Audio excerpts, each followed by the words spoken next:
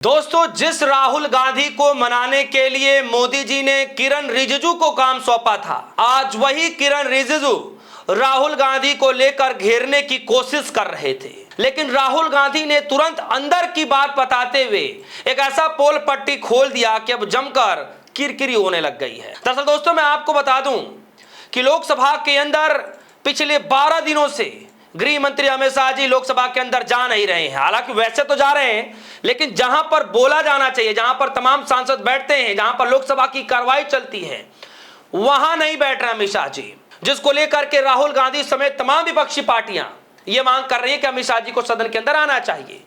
जब तक वो सदन के अंदर नहीं आएंगे, जब तक छात्रों पर लाठीचार्ज को लेकर के बात विचार नहीं करेंगे, तब तक हम जो है इसी तरीके से गतिरोध करते रहेंगे, यानी कि हमारा विरोध प्रदर्शन यूं ही चलता रहेगा। और जब ये सब कुछ चलता रहा दोस्तों पिछले 2 हफ्ते से, फिर क्या था, केंद्र की सरकार ने पूरी रणनीति के तहत किरण रिजिजू को यह काम सौंपा कि आप जाइए राहुल गांधी से मुलाकात कीजिए और उनको मनाइए कि हम ये बिल पेश करने जा रहे हैं, FCRA पेश करने जा रहे हैं, हम जो है परिसीमन पर सोच रहे हैं, तो आप लोग जो है कम से कम सहयोग कीजिए और सुचारू रूप से चलने दीजिए। राहुल गांधी ने साफ तौर पर मना कर दिया कि जब तक सदन के अंदर नहीं आएंगे अमित शाह जी, हम नहीं मानेंगे। आज दोस्तों क्या हुआ कि किरण रिजिजू का एक ट्वीट आया। हालांकि कल के दिन कांग्रेस पार्टी ने राहुल गांधी का एक वीडियो शेयर किया। अब राहुल गांधी विमेन एम्पावर को लेकर के बोल रहे हैं, महिला आरक्षण को लेकर के बोल रहे हैं, किस तरीके से बोल रहे हैं कि हम तब तक आगे नहीं बढ़ सकते जब तक कि महिलाएं खुल करके अपना विचार व्यक्त ना करने लग जाएं, तब तक हम कैसे सोच ले कि हम आगे बढ़ रहे हैं।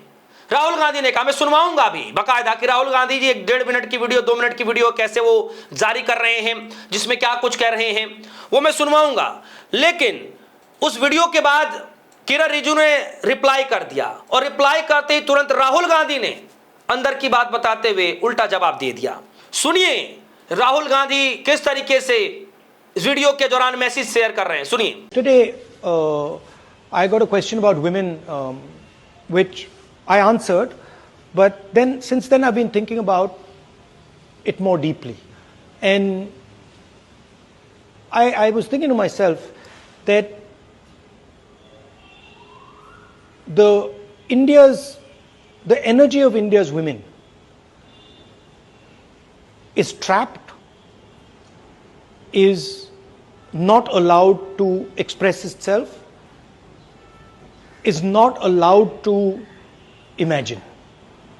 And to me, no country can be successful if the women in that country are not expressing themselves, right? And I think a lot of my politics and a lot of what politics should be in this country is in making people understand, and not from a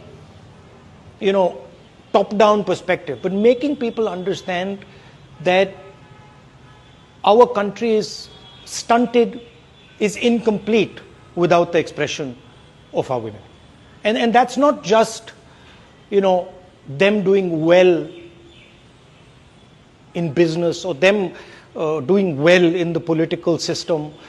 No, that's literally them being able to express themselves in their houses. That's them being able to walk the streets comfortably. That's them putting a point of view that maybe others don't agree with. That's them questioning their parents, their husbands, their brothers, sisters, whatever, right? So a certain amount of freedom from this patriarchy, from the control that, sorry, I'm a man and I'm saying this, but from the control, rigid control that India's men impose on their women is required if India has to really develop. And this is something I really believe strongly. And it's embedded in the political philosophy that I subscribe to. And it's been assaulted, it's been put in the back seat, it's been sort of pushed back, challenged. And one of the things that we absolutely have to do is we have to, reinvigorate it, bring women back into the conversation where they should be, and allow them to express themselves and do what they want. सुना दोस्तों आपने। अब इस video पे किरण रिजिजू ने reply क्या कर रहे हैं? This seems to be a positive message from the Congress party. There is visible change of heart in Sri Rahul Gandhi ji about the women. Now I hope Congress party will support the women's reservation bill unconditionally. यानी वो ये कह रहे हैं कि यह Congress party और उनकी तरफ से एक सकारात्मक संदेश लगता है महिलाओं को लेकर के। श्री राहुल गांधी जी का रुख स्पष्ट बदलाव दिखाई दे रहा है। मुझे उम्मीद है कि कांग्रेस पार्टी महिला आरक्षण विधेयक का बिना किसी शर्त के समर्थन करेगी। ये बात किरण रिजिजू कह रहे हैं, जबकि सबको पता है कि ये जो बात कह रहे हैं ये ऑलरेडी जो महिला आरक्षण बिल की जो बात कर रहे हैं ये ऑलरेडी जो है 1-2 साल पहले ही लागू किया जा चुका था। ये बात राहुल गांधी ने कहा। मैसेज शेयर कर रहे हैं राहुल गांधी, कह रहे हैं भारत की महिलाओं की ऊर्जा और क्षमता बधी हुई है। जब हमने बात खुलकर व्यक्त करने की अनुमति नहीं, जब उन्हें बात खुल करके करने की अनुमति नहीं है, उन्हें अपने सपने देखने और नई कल्पनाएं करने की आज़ादी नहीं दी जाती। मेरे लिए कोई भी देश तब तक सफल नहीं हो सकता जब तक कि उसकी महिलाएं खुलकर उनकी प्रतिभा और विचारों को सामने नहीं रख सकती, राहुल गांधी ने कहा। अब किरण रिजिजू ने उसको रिप्लाई कर दिया और उसके बाद राहुल गांधी से रहा नहीं गया। राहुल गांधी ने तुरंत रिप्लाई किया और रिप्लाई करते हुए जानते क्या कहा? राहुल गांधी ने कहना शुरू कर दिया, ये ट्वीट जो आपके सामने है। राहुल गांधी कह रहे हैं, रिजिजू जी, संसदीय कार्य मंत्री होने के नाते आपसे बेहतर यह कौन जानता होगा, महिला आरक्षण विधेयक सन 2023 में ही सर्वसम्मति से पारित हो चुका है। कांग्रेस ने पूर्ण समर्थन के बाद ही। सवाल यह है कि 3 साल बाद भी आप लागू क्यों नहीं हुआ और आप उसे परिसीमन से बेवजह क्यों जोड़ना चाहते हैं? 2023 का कानून लागू कीजिए बिना किसी शर्त के। तो जब सन 2023 में ही ये लागू हो गया विपक्ष के सर्वसम्मति के बाद भी, तो उसको लागू करने में किस बात की देरी है? लागू कीजिए ना।